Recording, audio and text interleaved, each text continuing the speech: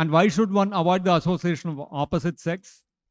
Because if a spiritualist goal is to cross over this material world, then one has to control the senses, one has to restrain the senses, so that one can realize that one is not the body, one is the spirit soul, and that one has spiritual desires and that one has spiritual senses. As long as one does not control one's material senses, it is not possible to get this realization.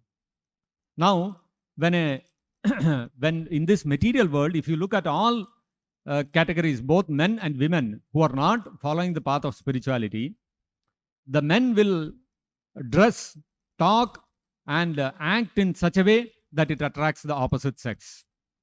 And the women will also dress themselves, they will talk in such a way, they will act in such a way that it attracts the opposite sex. This is common, whether it is man or woman, the whole material world is running on this. Mithuni bhavametam, Prahlad Maharaj says, this whole material world is running on this attraction between man and woman. If you see outside material world, it is that only, nothing else is there. Everything else boils down to this. All activities of the people in the material world, if you see, boils down to this, attracting, how to attract the opposite sex. This is how the whole material world is designed. So, when a spiritualist looks at the opposite sex, now the opposite sex is dressing, acting and behaving in such a way to attract the opposite sex, then what happens? Then naturally our senses will get drawn to such a person.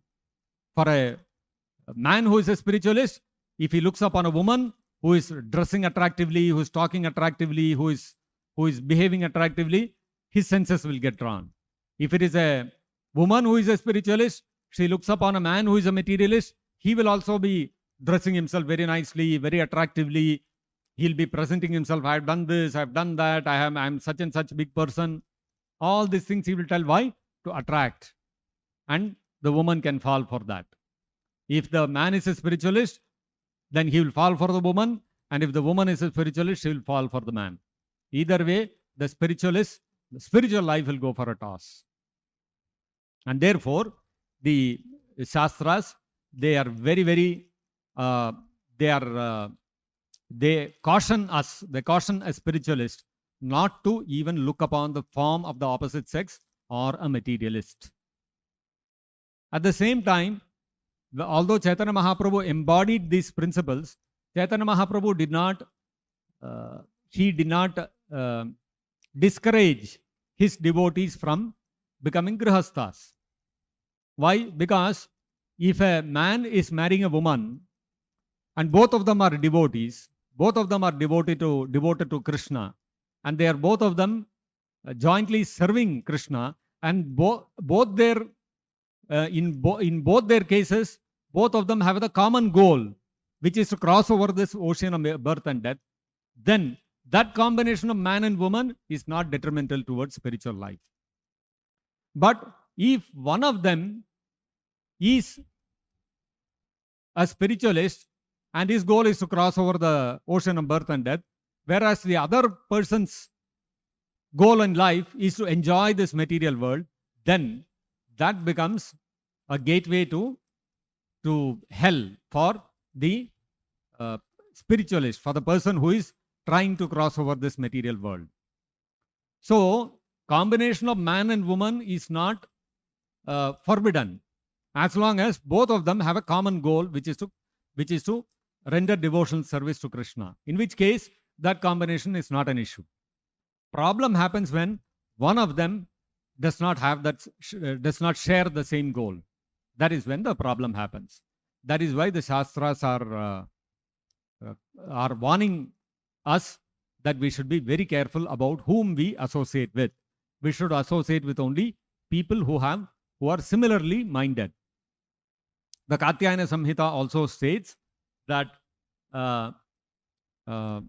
Varam hutavaha jwala panjarantar vyavastitihi na shauri chinta vimukha jana samvasa vaishasam.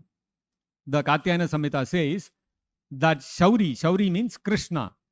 Shauri Chinta Vimukha. For if there is a set of people who are averse to the topics of Krishna, Shauri Chinta Vimukha Jana Samvasa Vaishasam. Association, Samvasa, association of such people who are averse to topics about Krishna, their Samvasa, their association is Vaishasam. It's a great calamity. It's a great disaster for a spiritualist. Better than to associate with such people who are averse to the topics of Krishna is Varam Hutavaha Jwala Panjarantar Vyavastitihi. Better is to be Panjarantaha, to be entrapped inside a cage, which is Huta Jwalavaha, which is surrounded by flames. Suppose you are trapped in a cage and the cage is put into a place which is surrounded by fire, blazing fire on all sides. You have no way to escape. Will anyone want to be in such a situation? Nobody will want to be in such a situation.